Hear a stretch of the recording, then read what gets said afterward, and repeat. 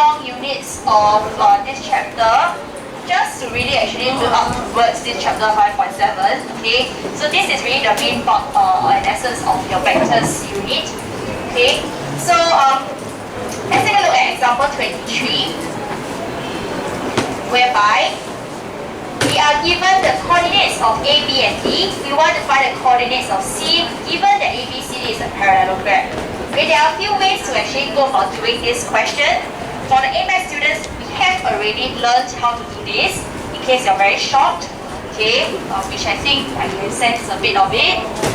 Alright, so I'll go through the method in doing our vectors first. Okay, then after that, I will also show the method that we learned in A Math. Okay, I think there's no harm at all for the non-A Math students to also learn this. Okay, because after all, in this particular question, they did not specify a method as well. So there's nothing wrong if you want to use the A Math method to answer this question. Except if, like in example 24, it says specifically use a vector method. Okay, so unless they actually specify a method, there's nothing wrong with using a different method, okay, other than vectors. So going back to vectors itself, okay, to understand how these points actually look like in our axis, our coordinate system, you may want to draw it out so that you can have an idea. So the point A is 3, 7 around maybe here. Point B, negative 1, 2. And point D is around here. Okay, it's really just a sketch for us to have some sensing. We want A, B, C, D to be a parallelogram. That tells us that our AB will be joining like that. C must, since it is really going in this direction, so it must always be an anti-clockwise or otherwise a clockwise direction. So C must be somewhere along here before going to D. Okay, then after that going back to A. So our parallelogram could possibly, okay, look something like that now. Okay. Just drawing parallel lines over here, yeah, not vectors. Okay, so we know that our C is something somewhere along here. In this question, we are not going to draw to scale. Okay, so that is not a method that we want to learn because that's not efficient. Okay, so let C have the coordinates x, y. Okay. We have already learned about equal vectors as well as your position vectors and all that. So using our coordinates, we can create our position vectors. Okay, so since it is a parallelogram, we recognize that AB will be parallel as well as the same length as CD. Okay, although they are parallel, parallel only tells us scalar multiple. But because it is the exact same length due to a property of parallelogram, okay, your vector AB must be equals to vector CD. Okay, so if it's parallel only, you can only say that it is scalar multiple.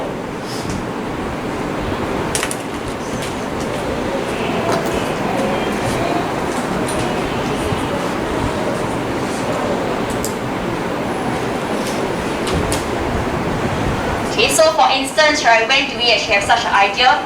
For instance, your trapezium, whereby your trapezium, we only need one pair of parallel lines. The parallel lines need not actually be your same length. Okay.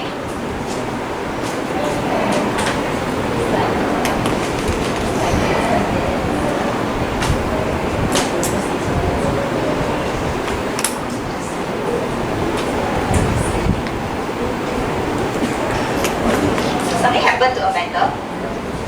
Anyone want to go and check on her? How long has she been away for?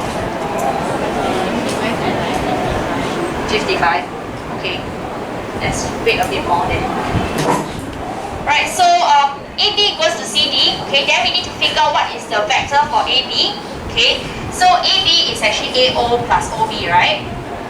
Whereby O is the origin itself. Okay, and then after that, CD we can see as CO plus OD. AO is a position vector. That will be 3, 7. But because it's AO not OA, it is actually negative 3, 7. While for OB is the position vector of B, that will be negative 1, 2. And then CO will be negative xy because the coordinates of C is xy. And OD will be 5, negative 4. So we apply the concepts we learned from matrices.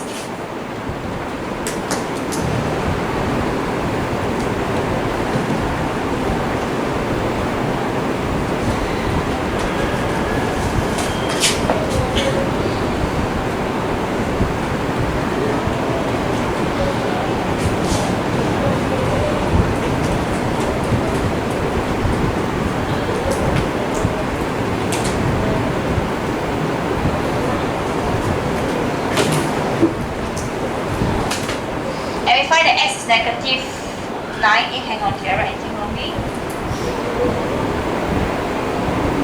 Negative 4, negative 1. 8. Negative 3, 7, negative 1, 2. Negative x. X is 1 hand. Am I right? Hang on, did I come where? Negative x. Oh, okay, sorry, thank you. Then y should be 9. This one move over minus 1. Something wrong somewhere. Negative 3, negative CO. Oh. You know where I made my mistake? Where? See, yeah? What does this mean? X equals to 9. Okay, not just that. Okay, my mistake was over here. Sorry about it. Because I put AB as a vector, right? I forgot the direction. Okay, so actually AB should be equals to DC, not CD. Yeah. Okay, so my mistake was here. So AB is equals to DC.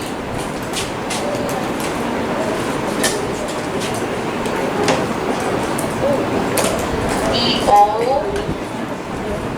plus OC.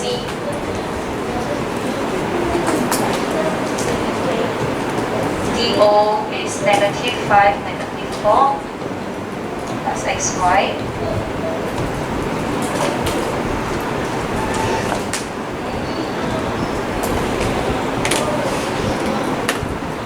Negative 4 equals to negative 5 plus X.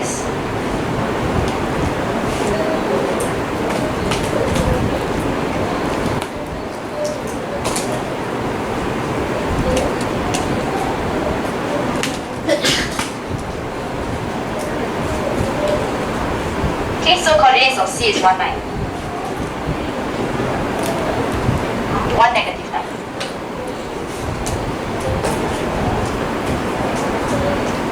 Okay, so please don't make the same mistake as me.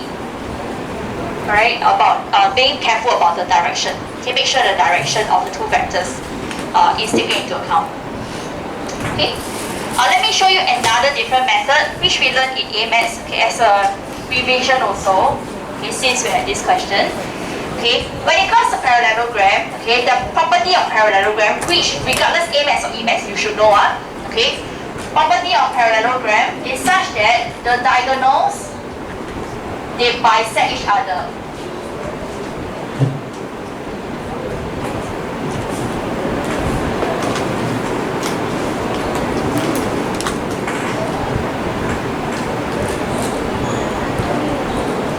Okay, so they bisect each other, meaning to say that if I have a parallelogram A, B, C, D, okay, the midpoint of AC, that means the point that is right in the middle of AC, is equals to the midpoint of BD. Okay, remember that? Remember that? So, okay, we use the midpoint formula, which is also possible. So, if I were to transfer the information,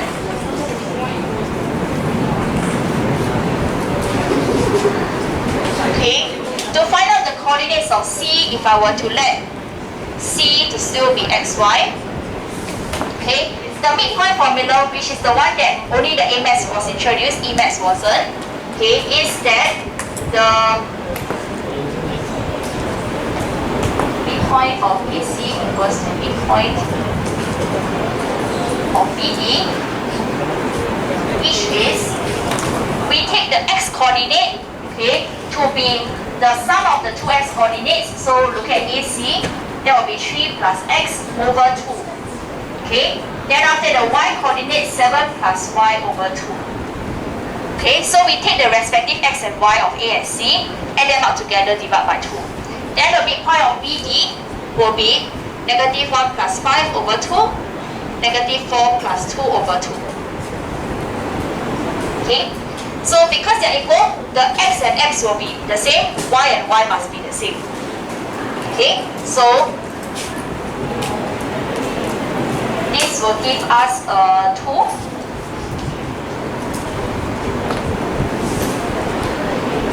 And then this gives us 1, negative 1. So x is equals to 2 times 2 minus 3, 1.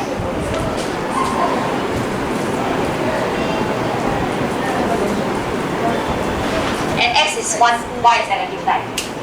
Okay? So this is just quick recap. Right? These two methods, they are efficient, okay, in terms of finding the coordinates of D, right, as compared to if you were to go to the, right to the basics and understand parallelogram, okay, you can do that, but it will be a complete waste of time because you'll be solving a lot of simultaneous equations, right, or rather creating a lot of simultaneous equations as well, which is to understand that parallelogram, same length, same gradient, you need 4 equations out of it, same length, same gradient, 4 equations out of it. Then you go and solve simultaneously. That will be, probably should be a worth of 5 or 6 marks question.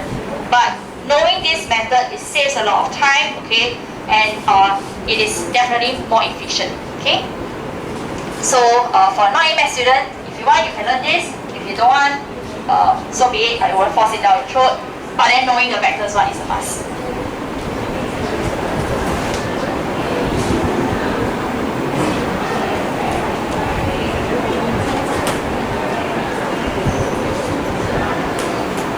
Okay.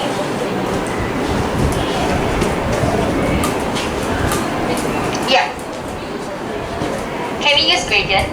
Yeah, so I said already, if you use gradient, the method will be very long. We go try now. Yeah, really, you go and try then you realize why I say it's very long. You don't try, you never know. Yeah. It'll be very long. Yeah, because you got x and y, got 2 unknowns. You need 2 equations to solve. So you generate 1 equation out of gradient, another equation out of length. Length formula is long itself already. So you can imagine, yeah, a thought experiment.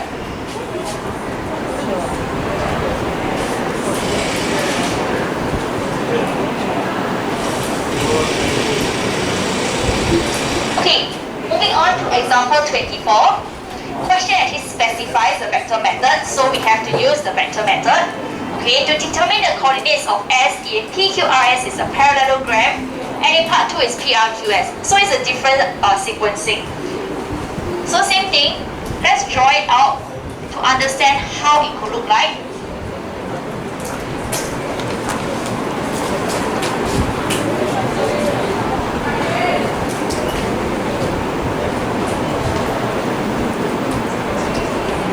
Okay.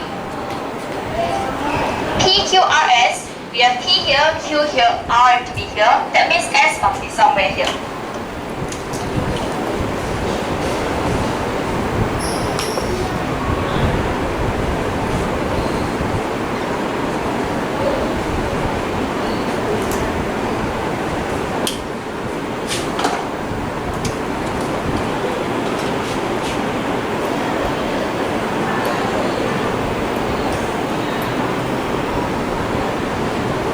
Okay, so this will be how your PQRS will look like.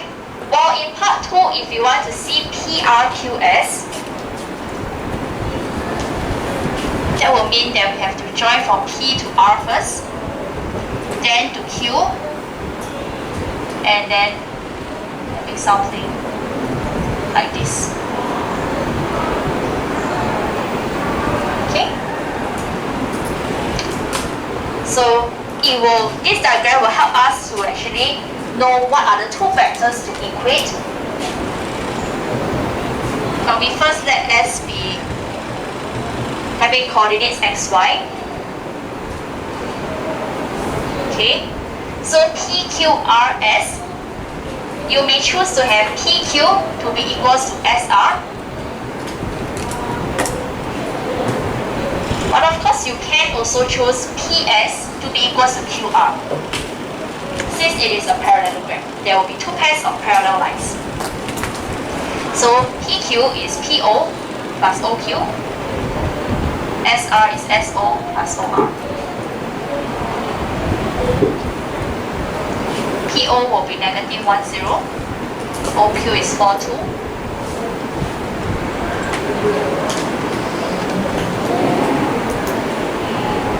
SO is negative of xy.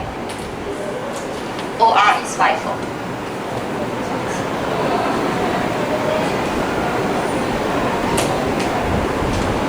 Okay. I want you to continue working this out. Figure out what is the coordinates of S. And then continue part 2 on your own as well. Okay, with the other parallelogram. Give you about 5 minutes to try.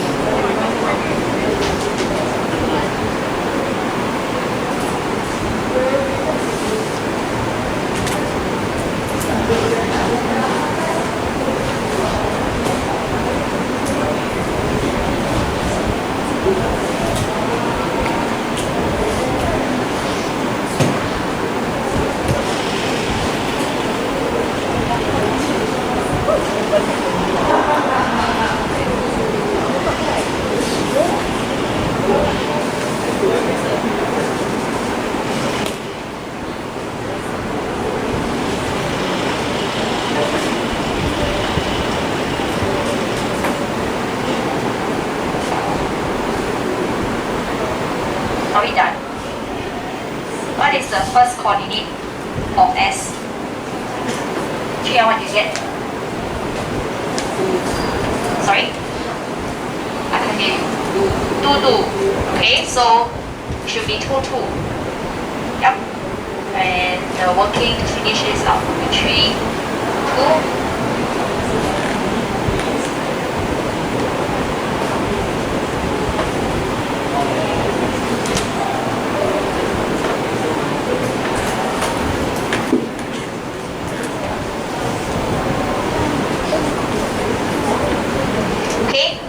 Then after that, for part 2 itself, our coordinates of S, what did you get, Joshua? Never finish. Answer, you finish already? What do you get? 0, -2. Do we all get that? Okay, wait. Alright, so in part 2, I shall not go through the working, but essentially you could recognize PR to be equals to SQ. Okay, that's one option. Or you could consider PS to be equals to RQ. Okay, you just have to keep in mind that this is vectors that we're referring to, so the direction matters. Okay, you must make sure that both vectors, when you equate them, the direction is equal. Okay, let's move on to example 25.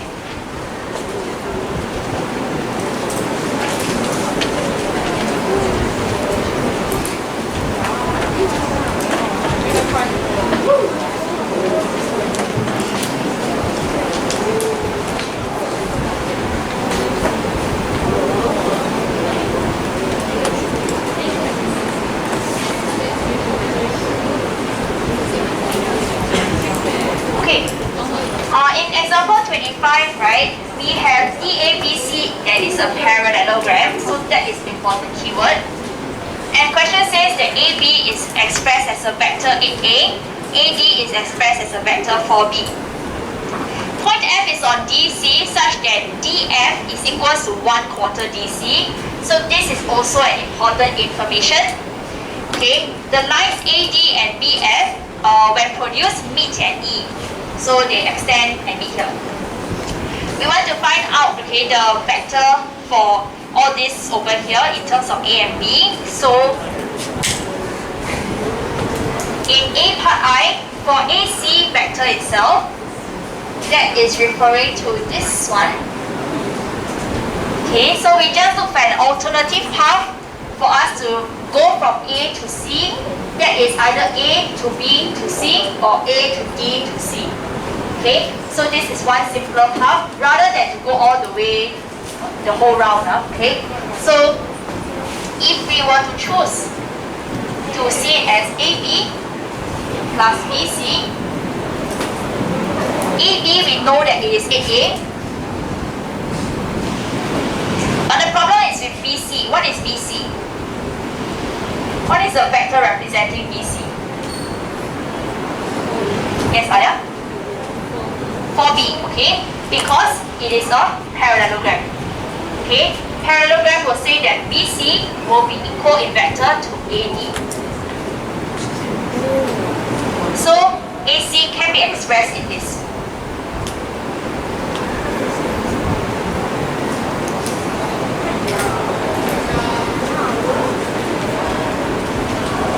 Yes, Joseph?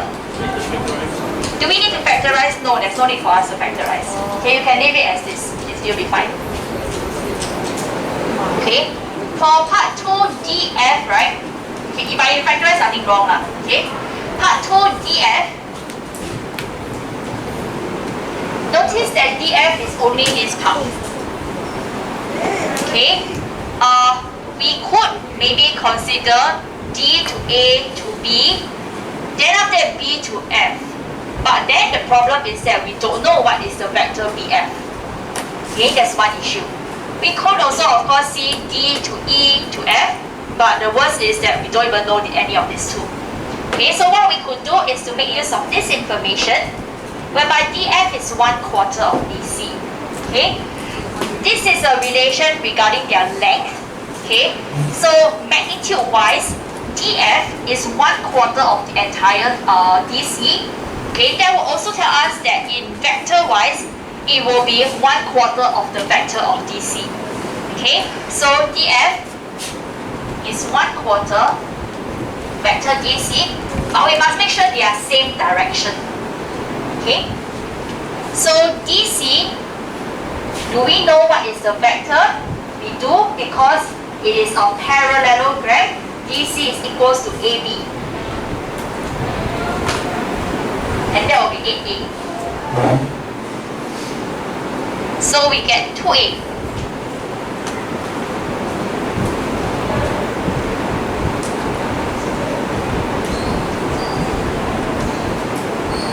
Okay, so with that in mind, when it comes to part 3, FC, since DF is 1 unit out of the entire DC to be 4 units, that will tell us that FC here is 3 units. So FC will be 3/4 out of DC.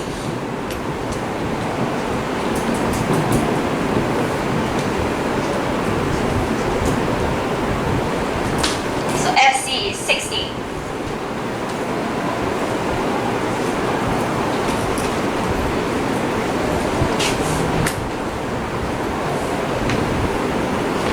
Okay, so far we have covered 2 scales, yeah? In terms of getting the vector, it's either we go and look at for another path to arrive at the end point from the start point, or else we look at the ratio that's given to us. Okay, the third skill that I want you to learn is that in finding out the vector EF.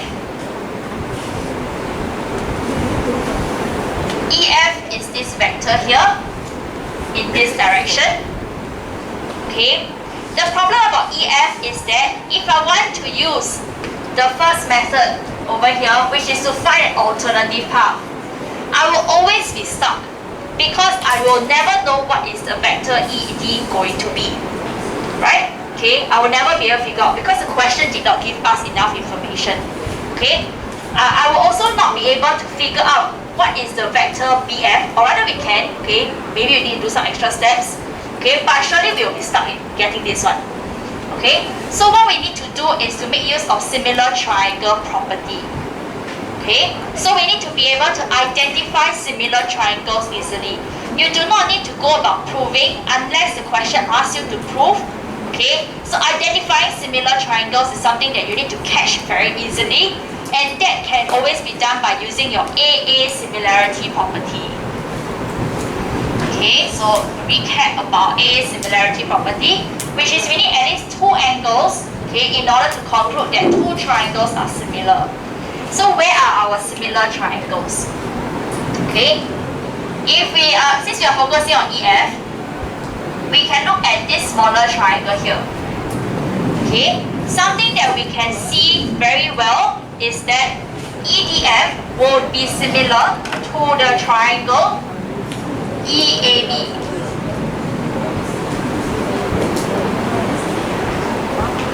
Right? Because after all, they share the same common angle here. Okay? And then since this and this are parallel, there are corresponding angles here as well.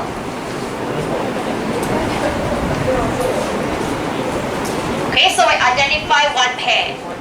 So let me just write that down first. So triangle EDF is similar to triangle EAB. Okay? So maybe let's try to work with this. Okay? So with our similar triangle property, we know that the corresponding sides, okay, will be equal. So meaning to say that ED, okay, over EA will be equals to EF over FB, also DF over AB.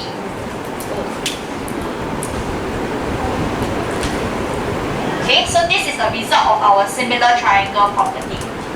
Right? Corresponding sides, the ratio is equal. Do you remember? Did I make a mistake? Did I write wrongly? EF, oh sorry. Okay, right. ED. Thank you. Let me double check. ED, EA, EF, EB, DF, AB. Yeah.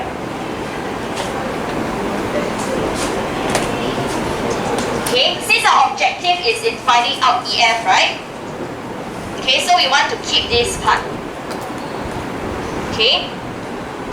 So if I want to just manipulate, okay, maybe this side of the equation, I need to multiply EA over, okay, and I realize that I need to know what is the vector ED, I need to know the vector EA, okay, and I need to know the vector EB. But all these three vectors, I will have problems finding. Because E is found over here, okay, I'm always stuck in trying to know what is the vector for this and this. Right? Likewise, even if I want to use the other half of the equation, okay, I face any issue? Yes, I will face an issue because I still don't know what is EB. Okay, because we are always going to be stuck with this problem here, with knowing what is the vector EB going to be. Okay, you understand what I'm saying? So therefore, noticing this similar triangle pair doesn't help us. We need to go and find another similar triangle pair. Okay? So another similar triangle pair that we can find would be this triangle here versus this triangle here. Okay? So these two triangles, how are they similar? First thing is that we erase these previous angles. We have vertically opposite angles. These two angles are equal. Okay. Then also AD, because it produces up to E, this will be a straight line. We have a Z shape going on, alternate angle. These two angles are equal. Okay. So this tells us that triangle DEF is similar to triangle DEF CBF.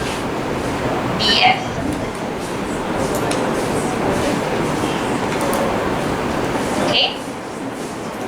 So that means that DE over CB equals to EF over BF equals to DF over CF.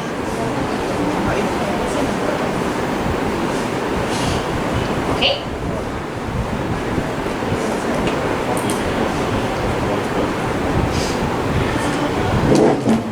Then we need to extract what we need. So in this half of the equation, we will still have a problem because we don't know what is DE. But we have the other half of the equation, whereby EF over BF is equals to DF over CF.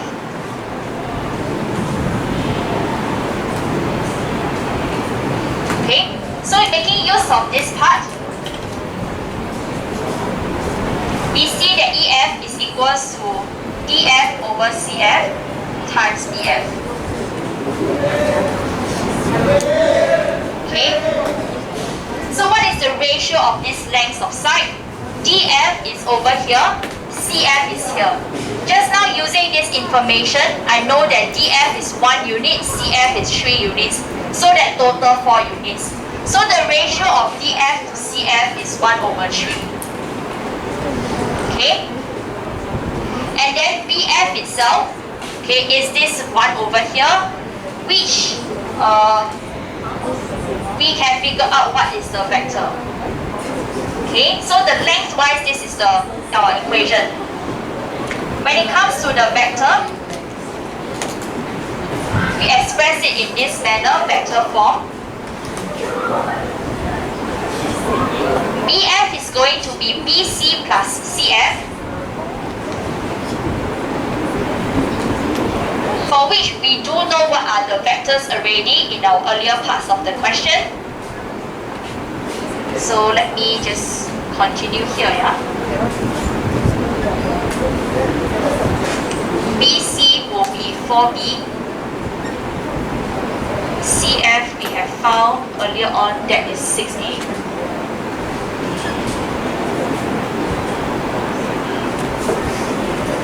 Sorry, hang on. EF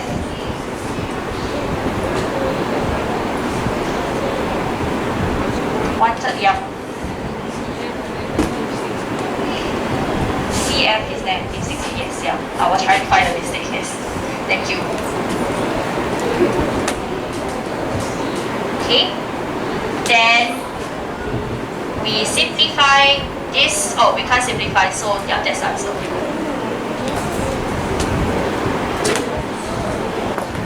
But wait, sorry, let me double check. EF 1/3 of BF. EF, no.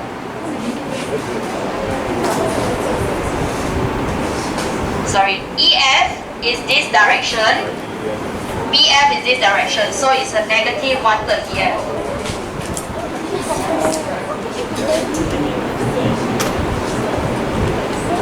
So 1/3 6A minus 4B. Okay, lengthwise this is okay in writing, but vector-wise direction needs to be considered. Okay.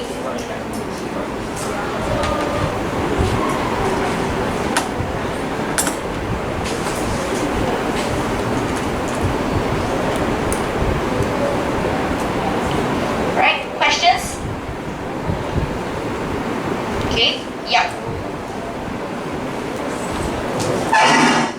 Right, so 3 methods over here. One is by alternative path, the other one by ratio of length, the other last one is by similar triangles, okay?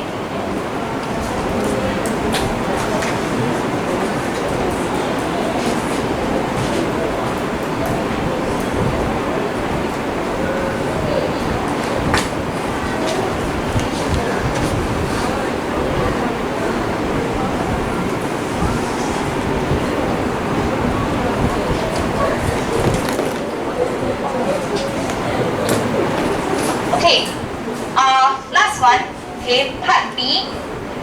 We want to calculate the value of the ratios over here. So area of triangle EDF over area of triangle BCF. EDF is this smaller triangle, BCF is this bigger triangle. We are already aware that they are similar, and the similarity ratio is actually 1/3. Okay, because if I shift BF over, the answer is 1/3. So we learned last year when it comes to area of similar figures, okay, we will just square the ratio of the length. Okay, so we have done this before. So similar triangles typically works hand in hand with vectors rather well. So answer is 1/9.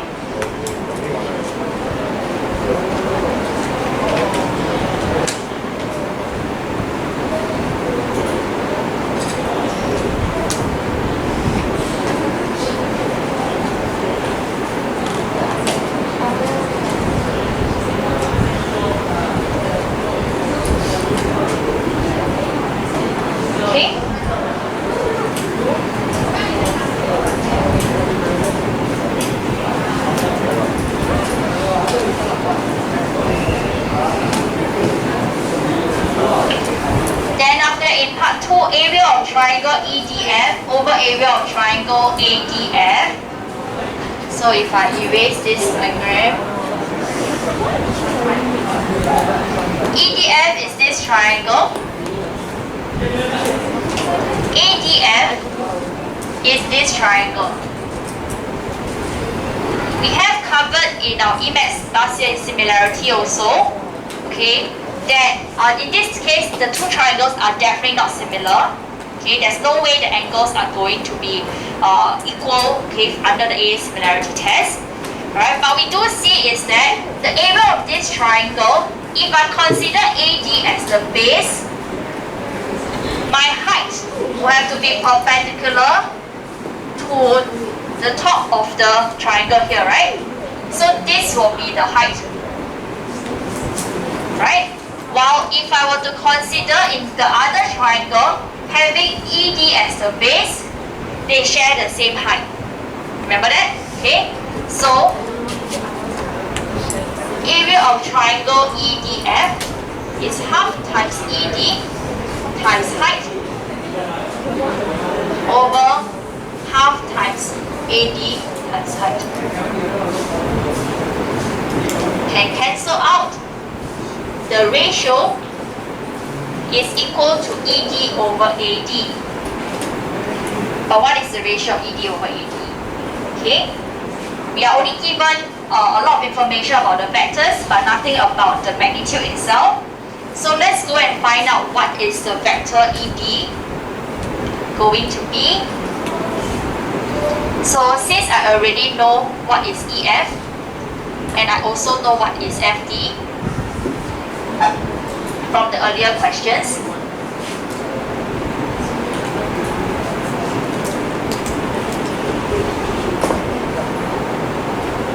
DF was found to be 2A, so FD is negative 2A.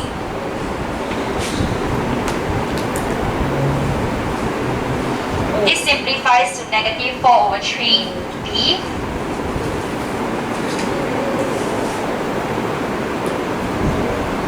In the question itself, we know that AD is already 4B. So to know the ratio of ED over AD, this represents length of the lines, which actually is the magnitude of a vector. Okay, magnitude of the vector ED, we do not have the column vector in this case. Okay, so we are only going to be writing in this manner.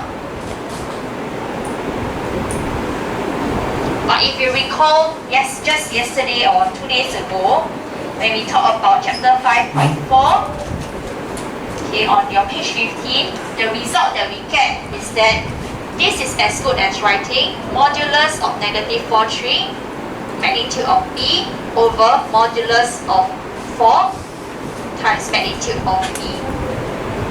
So magnitude of B can cancel out. This is a modulus sign, so it becomes positive. We are looking at a positive 4 over 3 divided by a positive 4. So answer is 1/3.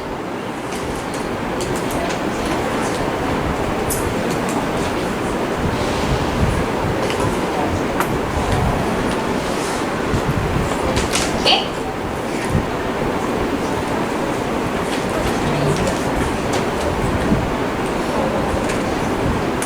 Any questions so far? All good? Still have 10 minutes.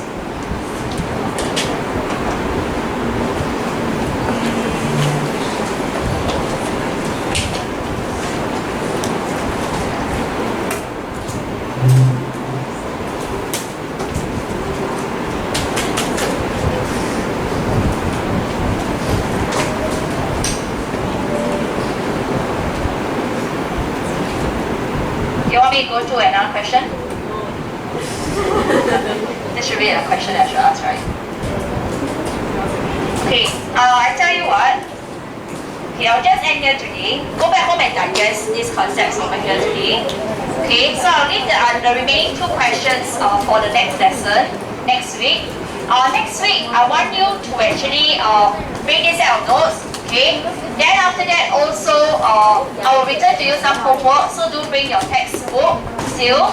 Okay, then I want to go through those homework questions, okay, especially the one on the statistics part where you have to do all the writing, right? Then next week I will return to you your EMAT scores as well.